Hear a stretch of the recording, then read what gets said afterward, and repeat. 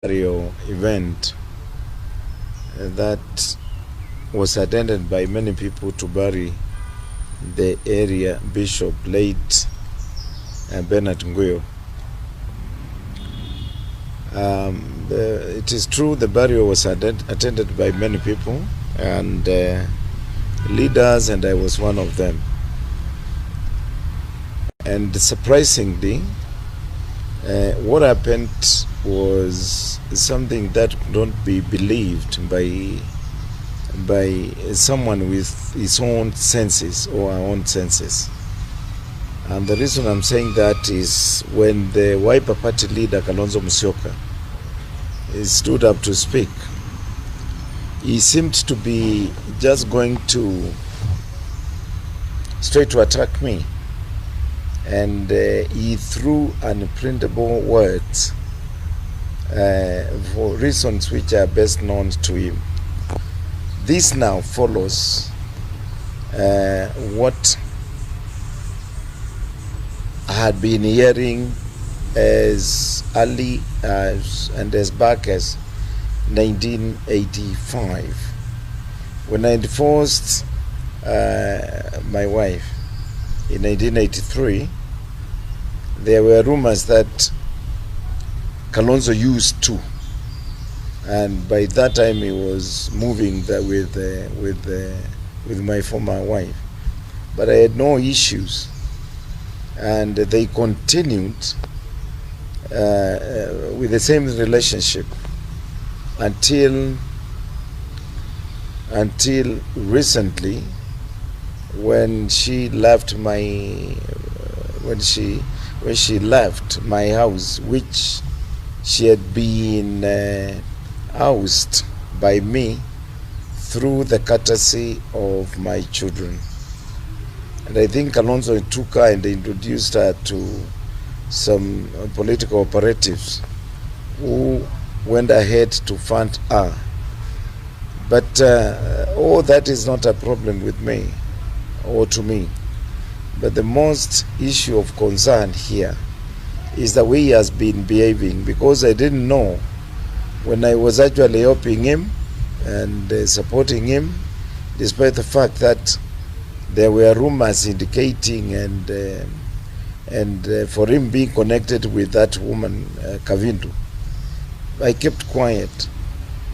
But little did I know that when I was helping him, when he was collecting money from me, when I was funding the party he was heading, when I supported him in 2007 to be the presidential candidate, I didn't know his intention was to get to power and finish me because of a woman who was not even with me.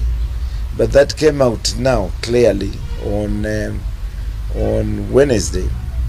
And I want to tell Kalonzo that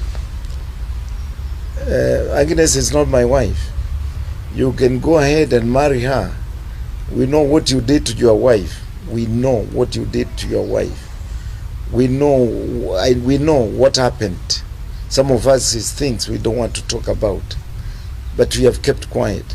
So if you want to marry Kavindu, go to church or go and conduct a customary law of marriage and make her your wife. Why do you have to try and intimidate me? Why did you want to try and shame me? If it is about politics, let us do politics, me and you, and compete in politics. But let us not bring our families to politics. Although this woman is not my wife, but I have children with her. Children are with me.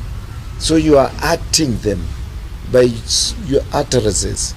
And you always pretended to be a diplomat. You always pretended to be an innocent person. You always pretended to be a person who can be trusted. But now it has come out to show who you are in your true colors. You are not a Christian.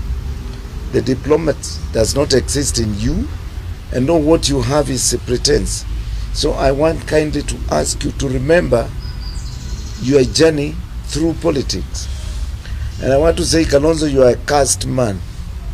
Late Mutisia cursed you. And if you want witnesses, I will line up with witnesses to testify. When Mulu died,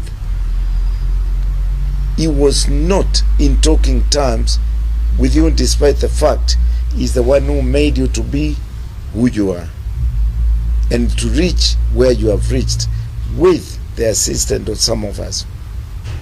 When Paul Gay died, you cannot give evidence one day Gay has ever visited at you in one of your offices. And when you used to hear that Gay is around the building that you used to have your government offices as a minister, you used to order askaris to make sure that it does not come close to your door. So sooner or later, I'm going to write things and say things about you. I will invite members of the press now and tell Kenyans who you are, because I promised Kenyans to tell them who you are. So for the time being, I want to ask you to desist from mentioning my name, talking about me. Take Kavindu, go with her. You are not the first person to marry divorced women, and everybody knows you. You have been snooping, going around, following either widows who has been left by their husbands or